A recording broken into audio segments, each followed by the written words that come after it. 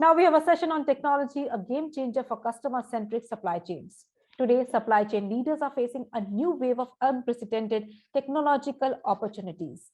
The building blocks of Industry 4.0, low-cost sensors and computing devices, seamless communication, and powerful data analytics capabilities are driving an explosion of innovation in the supply chain space. To elaborate this further, I would like to invite Bhudeep Hathi, Managing Director and Lead Supply Chain and Operations, Accenture Advanced Technology Centers in India. Welcome, Mr. Hathi.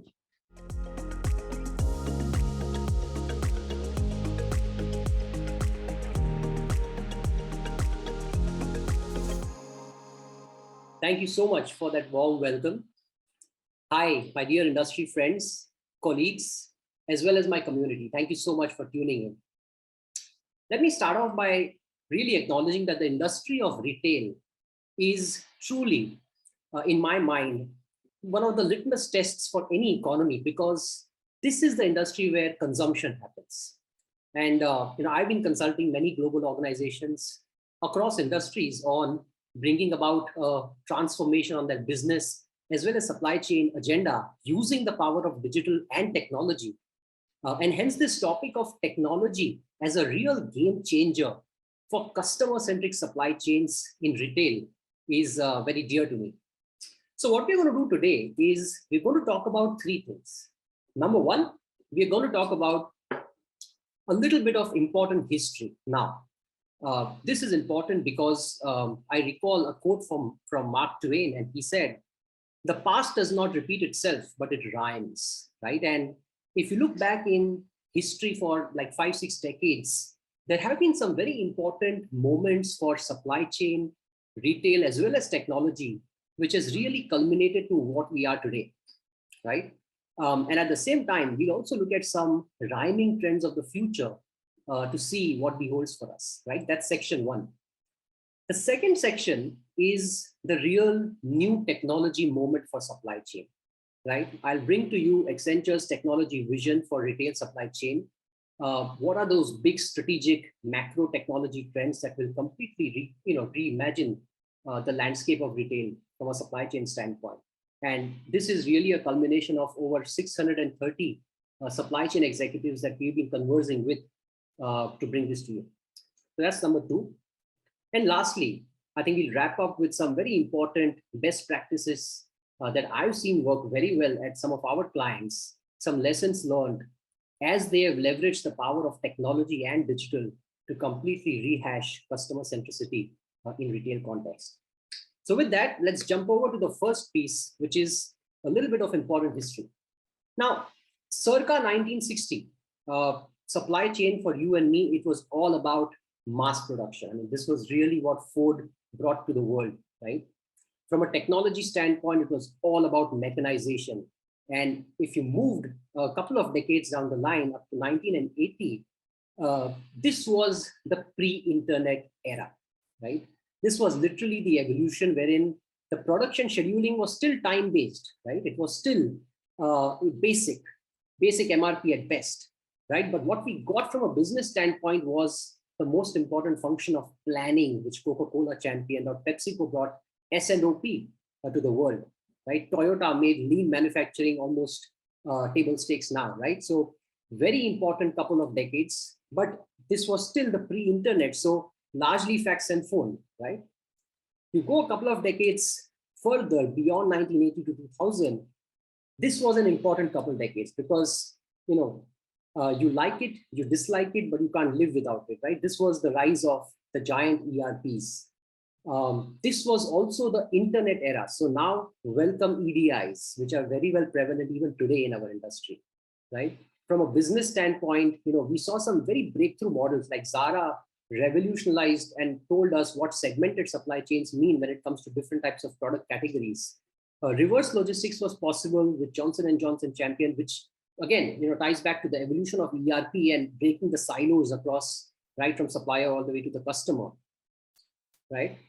Now, as you move beyond 2000 all the way to 2020, right? In my mind, these 20 years can be labeled as technology explosion, right?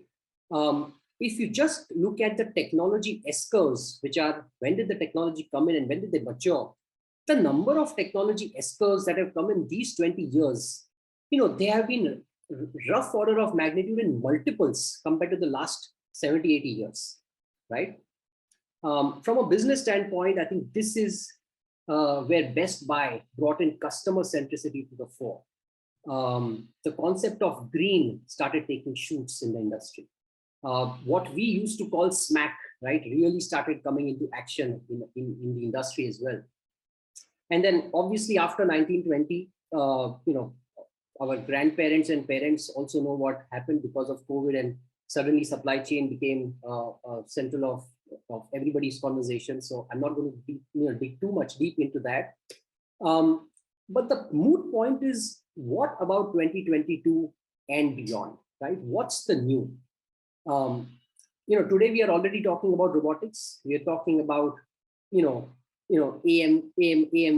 talking about Amazon warehouses with AMRs roaming around, the world of 5G, right? If you don't know what social experience is or what metaverse is, then chances are that you'll be labeled a Luddite today, right?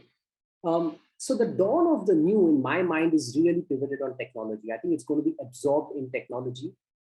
My belief is that technology is going to replace what inventory is in supply chain with information and insights. This is the customer-centric supply chain of the future, which is going to leverage the power of technology to drive 3 R's: relevance, resilience, and responsibility.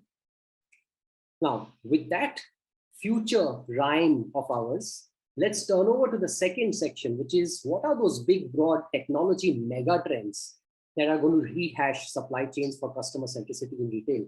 And let us start off with the factors that lead us into it.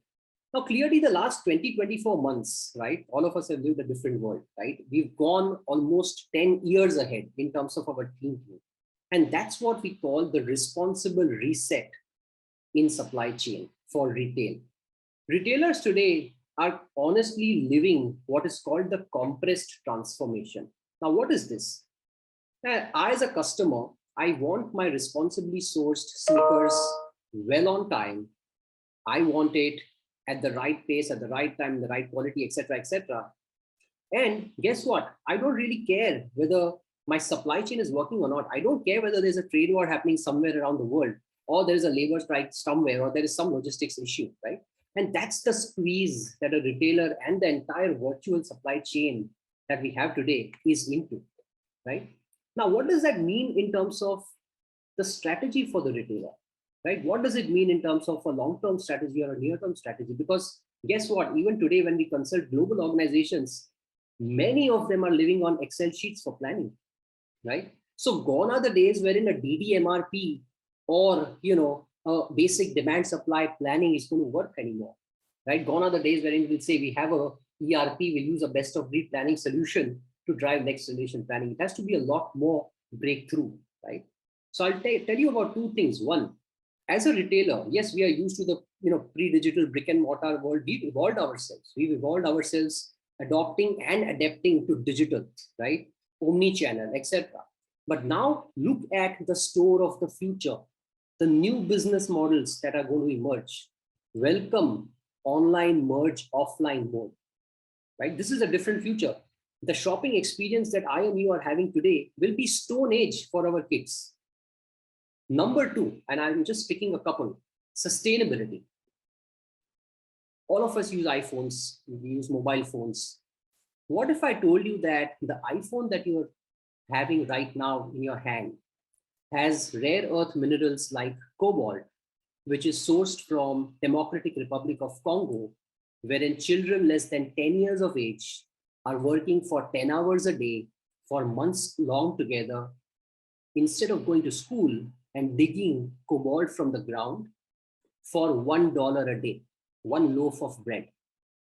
Would you want to use that iPhone ever again? Now, obviously, this is a hypothetical example, but this is the new reality. The entire supply chain has to be reset.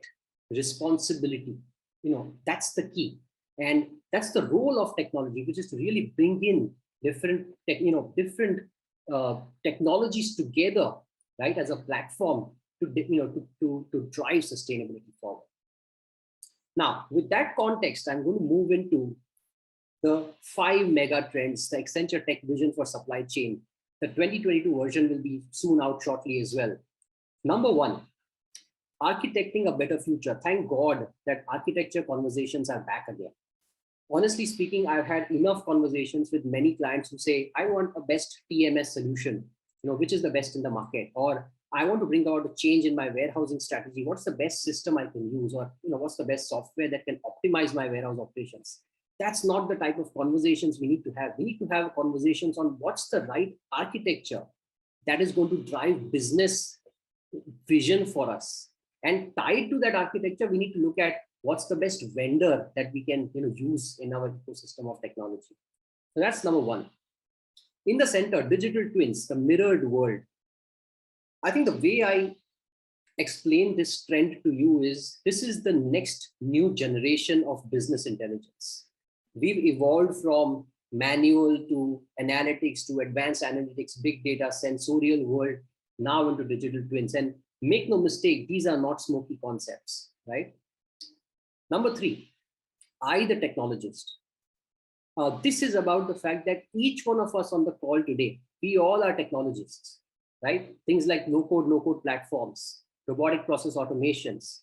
These have made each one of us as a technology provider of sorts and an innovator of sorts. And that's what is democratization of technology. And all of us know that, some of the sensors today are cheaper than toothbrushes, right? Bring your own environment. Thanks to COVID, one of the many shifts, many irreversible reactions that COVID has really precipitated into us, that's that. And lastly, it's all about collaboration. I think the more we realize that, the more we realize the importance of trust. And make no mistake, technology is that proof point for trust, because technology is an amplifier for visibility and velocity, right? So with those 5 trends, we are going to move into our third portion, which is, what are those lessons that we've learned over these years working with clients, bringing these transformations in the retail side for driving customer centricity, and what are the success criteria from a technology standpoint? Is technology a silver bullet? Number 1, responsibility first. Tell me one Fortune 500 company today, right, that does not state an ESG ambition, right? If you followed COP26, I really love the fact that there's going to be an international sustainability standards board that will converge all, reporting requirements from an ESG standpoint, and technology is going to play the pivotal role in driving for that. Number 2, beyond systems mindset. Now, I've had, very recently, one of our clients who said, we are an innovative organization, and, we drive innovation. We do 300 pilots every year. It's a global conglomerate. And my follow-on question to that was, how many of those pilots scaled, right? And the client showed me a big hand like this. The reason for that is, we are not designing for scalability. We're not designing for business value. And that's where it breaks. Number 3, we've spoken about architecture, right? Today, the problem is, most of our clients, 60–70%, fall in the category of data rich, but insights poor, right? And that's the reason, because we don't focus on what's the right digital supply chain enterprise architecture that ties in with business strategy. And accordingly, we make our architecture modular enough that we continue to use evolving technology S-curves, right? Transformation is in tech unison. Now, this is very important. All of us know the power of cloud, right? Most of us will be on our journey to cloud. The point is, the value of cloud is not in cloud itself. The value of cloud is laying the foundation and then having different other technologies bolting on the cloud to provide the business value. So the value will always be in stitching technologies together. Lastly, I think we all understand it's at the end of the day, it's about people, right? It's about new breed of talent that we have to invest into: mechatronics engineers, robotics specialists. Every individual in the company needs to be tech literate, digital literate, and at the same time, technologists need to be industry literate, right? It's always industry first, even from a tech standpoint. So with that, I think I would draw to a close with a few messages. Number one, don't undermine or overestimate the power of technology. It's not a silver bullet, but at the same time, don't undermine the potency of disruption technology can bring in. So if you feel that neuromorphic computing or metaverse is a smoky concept, then get a reality check. We all know what cloud is today. Number two, always focus on responsible reset and on the customer, and think enterprise architecture followed by tech in that fashion. I'll end by mentioning that from a retail standpoint, I think no longer the competitive differentiation will lie in economies of scale, scope, size, or even agility for that matter. But the real competitive differentiation will be in how we are able to leverage the power of technology as a strategic business asset. With that, thank you so much for having a patient listening, and have a great day.